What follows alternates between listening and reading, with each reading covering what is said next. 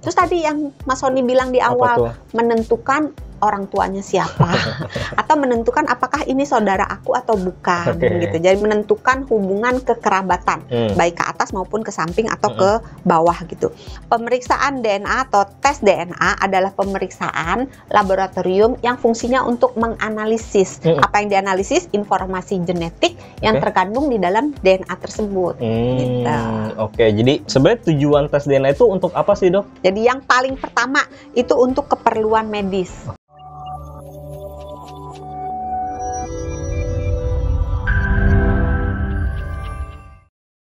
Seberapa akurat sih, Dok, tes DNA? Apakah 100% bisa dipercaya? Tergantung. Apa? Tergantung kalau yang, misalnya tergantung kena kasusnya siapa. Iya. Jadi kalau begitu berarti hasilnya bisa diatur ya? Enggak, maksudnya Oh, jadi bisa diatur. Wah, maksudnya seberapa akurat 100% bisa dipercaya nggak gitu?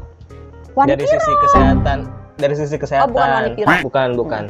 Jadi tergantung kalau misalnya mengatakan ini bukan, akurasinya bisa mencapai 100%. Jadi ini misalnya ada sampel anak, ada sampel bapak misalnya. Ini tidak ada hubungan keluarga nih, itu bisa akurasinya mencapai 100%. Tapi kalau misalnya sampel anak, sampel bapak misalnya, kemungkinan positif biasanya di atas 99,99%. Tapi kalau bukan 100%. Oh, sama aja 99,9%. Iya, beda 0,01% ya. Iya. Tapi biasanya tes DNA itu di sampelnya diambilnya dari sampel apa sih? Macam-macam. Sama kayak akurasi. Tadi akurasi kan kalau paternalitas atau maternalitas bisa 99,9, bisa 100%. Kalau 100% udah pasti bukan gitu. Kalau yang mungkin kemungkinan iya biasanya 99,99. Tapi kalau misalnya yang lain-lainnya itu berkisar antara 95% sampai 99% gitu. Tergantung sampelnya tadi. Oh ya, biasanya diambilnya dari mana, Dok? Dari mana? Ya kadang sih dari rumah bisa, atau kalau dari warteg agak susah ya. Kotor. Mending makan kalau ke warteg. Jajan ya jadi ya, kenyang ya. Jadi bisa dari darah, yang umum nih, darah gitu ya. Air liur, atau sediaan usap. Jadi usap pipi. Jadi ada alat untuk nyolek pipinya bagian dalam. Pipi bagian dalam. Pipi bagian dalam. Mangap. Mangap. Di dalam. Dikorek. Ya nggak dikorek sih ya, diusap doang. Iya. Gitu. Atau kalau susah, atau misalnya anak-anak kan susah tuh, disuruh meludah. Itu yang umum. Terus ada juga yang umum tapi nggak terlalu umum, yang di tengah, rambut. Terus sisanya kalau memang susah banget mendapatkan 3 ini, bisa juga dipakai dengan kuku misalnya. Terus bisa juga dipakai urin bisa nggak? Enggak, jarang sih pakai urin. Biasanya kuku atau cairan ketuban. Nah, kalau misalnya anaknya diceknya dalam kehamilan, itu dari cairan ketubannya. Karena kan kalau ditusuk anaknya kasihan. Jadi yang diambil cairan ketubannya. Nah, di dalam cairan ketuban itu ada sel-sel anaknya. Karena anaknya kan di situ berenang gitu. Jadi airnya pasti mengandung sel-sel anaknya. Nah, buat sahabat Sonora nih yang nonton mau melakukan tes DNA, syaratnya apa aja, Dok?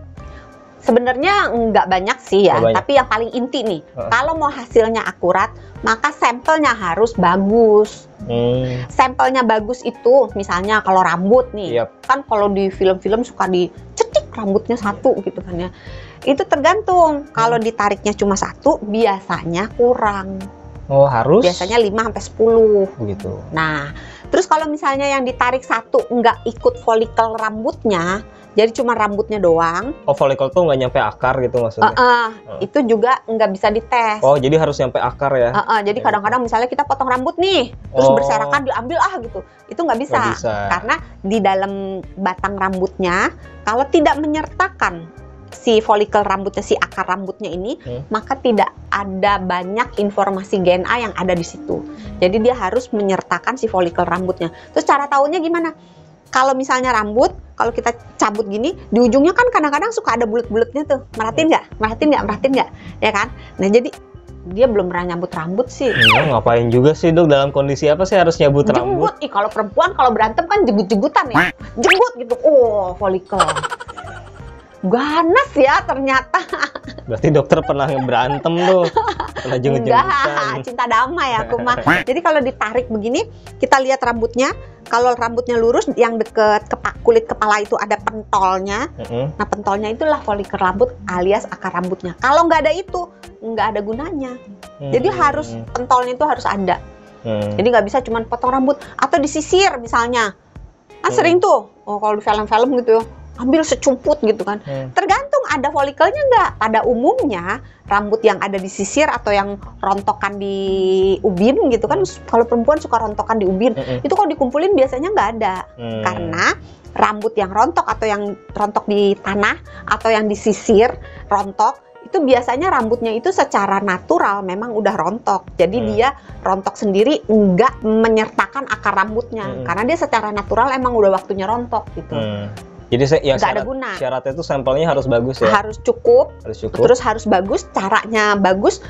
Dia harus secepatnya dikirim ke lab dan dibawanya dalam wadah kalau bisa yang kertas. Jangan plastik. Kenapa? Baru mau nyuruh nanya kenapa. Udah nanya dia sekarang. Karena kalau di dalam amplop kertas itu ada pori-porinya. Kalau plastik kan nggak ada pori-porinya, makanya kalau kita naruh air di dalam amplop kan bocor. Kalau naruh air di plastik kan nggak bocor. Nah, dengan ada pori-pori, si apapun yang kita masukkan ke dalam, entah sikat gigi. Kalau sikat gigi kan bekas ini kan, entah yang bekas suap, alat yang digunakan untuk suap pipi atau rambut, itu bisa napas dalam tanda kutip.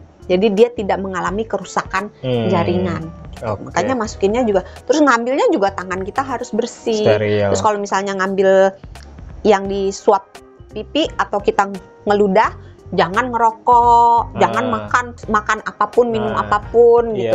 Terus kumur-kumur pakai antiseptik atau sikat gigi kira-kira setengah jam sampai 1 jam sebelum pengambilan. Bentar, ada telepon. Oh ya, ini tadi ngaku anak kucing taunya, nggak perlu tes DNA dong kalau anak kucing. Ya adalah, semoga itu bermanfaat untuk kamu yang menonton mau tes DNA, siapa tahu ada ya kan. Yang jelas terima kasih Dokter Santi. Bukan kalau misalnya ada yang mau mengaku anaknya Mas Sony. Oh enggak, anak kucing kan ternyata. Anak kucingnya Mas Sony perlu dibuktikan kalau anak kucing. Oh iya benar ya.